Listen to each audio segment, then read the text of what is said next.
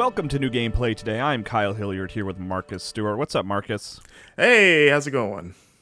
Hey, we're looking at Prince of Persia, The Lost Crown on Switch, and the headline of the video is, how is it on Switch? So I want to answer that right off the top, in that it is really good on Switch. It runs well on Switch, which is something I was personally nervous about. I wanted to play this on Switch. It seemed like it would be a good Switch game. This team, Ubisoft Montpellier, has a good track record on Switch with the Rayman games. The Rayman games run very well on Switch. So yeah, there you go. Marcus, you've been playing this, right? You've been playing it on Xbox, you said? Yes, probably at least 10 hours in. I'm enjoying the game quite a bit. And yes. One of the reasons that's the other thing I suppose we could talk about is yeah. that we like the game. It's really good. And one of the reasons for that is that it runs very well. Like I think it runs about 60 on PS5 and Xbox and PC. And it sounds like it's comparable here on Switch. Yeah. I've been very happy with it. I played like the first 3 hours of the game on PC for a big preview, and I have just personally not quite played enough to even get to past the point that I played for the preview, if that makes sense. Okay. And I was going to call it out when we encountered it, but I didn't because we were chatting. About the only difference I can see with the Switch version compared to the PC version, anyway, is there are loading screens occasionally. Okay. Do you recall, Marcus, if you see any loading screens when you play? I do not. So rough with the prince. Like, it pretty much just, when you go even between the big different biomes, it's like maybe a second of black before you're just in there. Yeah. I'm actually going to click through this, because you don't need to know any of this. When you play the game, you can absorb the story. Yeah, they're also talking about how the game runs on Switch, if you're wondering. Yeah, that's right. They're like, are we okay here? What's that? No, that's what they were saying. Like, oh, are we going Switch? Yeah. Is this? Should I buy the Switch version? Let's see. And I'm playing this live. So often lately with these videos, we pre-record them, but I said I want to do this one live, so you can see that it's really the Switch version happening. Yeah, and I don't you know also why that was want important to me. to show off your skills here. He's just taking these warriors apart. Look at you. Oh, you've got the time bubble. Okay, I've been making use of that. Oh, here's my friend here to help me.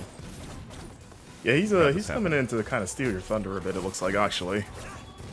He's like, oh, he's doing a little too good. Let me douse that off real quick. Let me help you out. Yeah, whatever, dude. It's cool. Yeah. Oh, I got a new amulet. This is unrelated to the Switch version, but can I say I like the character portraits in this game? Yeah, I like everything about this game. Yeah, I don't know if you want to turn this to like a broader Prince of Persia Lost Crown discussion, but it's fun. As at the point of at this video being live, I'm actually not sure if our review is even on the site yet. And our reviewer, Wes LeBlanc, I actually haven't had a chance to talk to him about it yet. Here's that loading screen I was talking about, Marcus. Okay. Switch exclusive, that loading screen. Gotcha. But yeah, I think you're much farther than me, and you've been having a good time with it.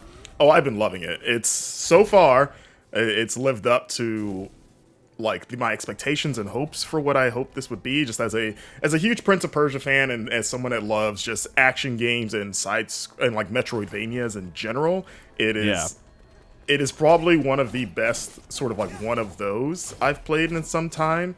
And in some ways that are, like, surprising, especially on the combat end of, like, the combat is a lot more, a lot more technical than I expected. Like, when you see the videos, and maybe even here, you might think it's just hack and slash, and you just kind of just go in and cut everything that moves, but there's so much more to it, and the enemies demand so much more of you, too, where, like, the game is challenging in a way that I don't think I anticipated, where, like, you need to like learn some pretty advanced techniques to get past quite a few of them, and even some of the grunt enemies can tear you apart if you're like not on your game. Now this isn't like a Souls-like or anything like that, but the challenge reminds me of that, just in that sense of like, oh yeah, even the standard enemy is a threat.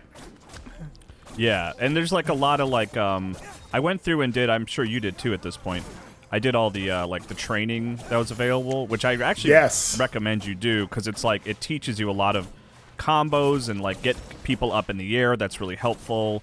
And I mean, the game director that I spoke with, he cited himself as a fan of fighting games, but was very careful to like, don't be scared off by that. Like, don't think that this is like a fighting game, but just know that excuse me, that I respect the sort of the structure of combos and getting people up against walls and getting people in the air, and like knowing that kind of stuff is important to be successful. It's not that you're learning combos and special moves like, you know, Y, Y, X, Y, Y or anything like that. Maybe you do more of that later. I'm actually not sure. Yeah. But it's more just like know where your enemy is in respect to where you are, and use that to your advantage is almost like kind of the best way to describe it. Yeah, I mean, it's funny that you mentioned that because I've thought about fighting games a lot as I've gotten deeper into the game and unlocked more of the combat. And to your point about the training, I actually highly recommend people... There's a character in the game that you meet pretty early that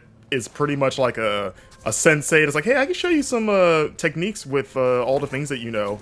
And you don't have to do it. Like, anytime you see those kind of characters in games, you kind of just like, oh, I'll ignore, I'll figure it out on my own.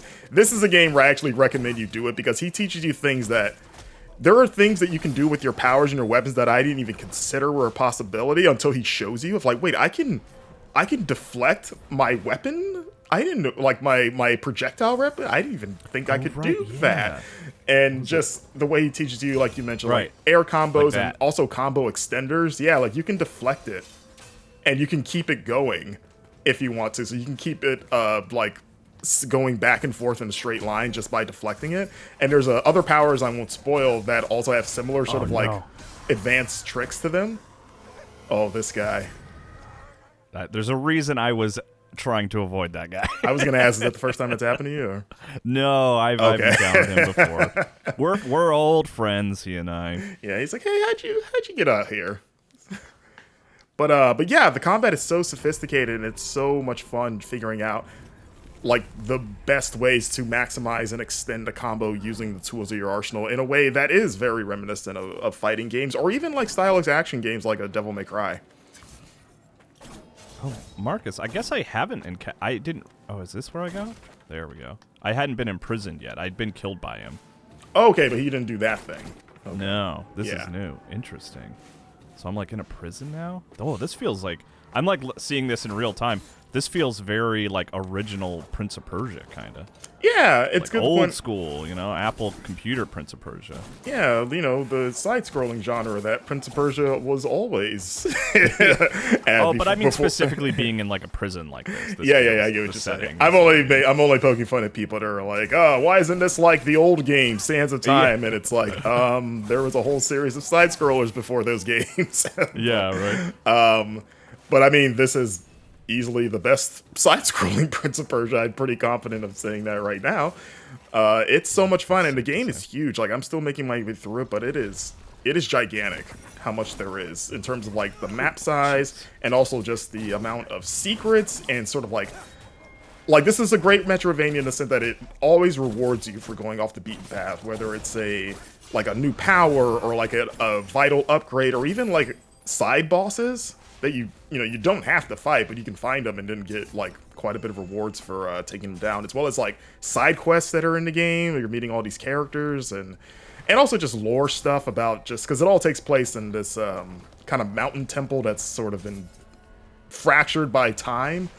So time is still a very big thing for fans of the Sands of Time Mount trilogy. Koth. Yeah, Mount Koth. Yes, time manipulation is still very much a thing in this game. And yeah, it's been hard to put down. Like the night that before when we're recording now, I was up to like 2 a.m. just running through it. That was the thing that we talked about it, I think, on the Game Informer show, where playing the first 3 hours, the thing that struck me was like, oh yeah, a lot of the things that I expected to be good based on trailers and seeing gameplay are true, right? Like, it plays well, you know, there's a Metroid map, those kind of things are fun. But I was surprised that I was like, oh, I'm actually getting sucked into the story and engaged. I want to see what's going on with these characters. Yeah, like there's a big, I don't know, I guess you could call it, not twist, but like a big moment that happens about 3 hours in that I was like, I was disappointed I had to stop playing for the preview when I witnessed it, 'cause I was like, I want to see what happens next. I'm surprised they showed you that, actually. I know what you're talking about, Same. and I was wondering it when, like, as I got to that part, I was going to message you. I was like, where did you stop in your preview? Yes, yeah. Okay. I got a little side quest here. Look at this. No challenge can keep taking. Well, anyway, Marcus, that's Prince of Persia: The Lost Crown on Switch. You and I are liking it a lot so far. We'll see what Wes thinks. So I'm curious to read his review and see what he thinks.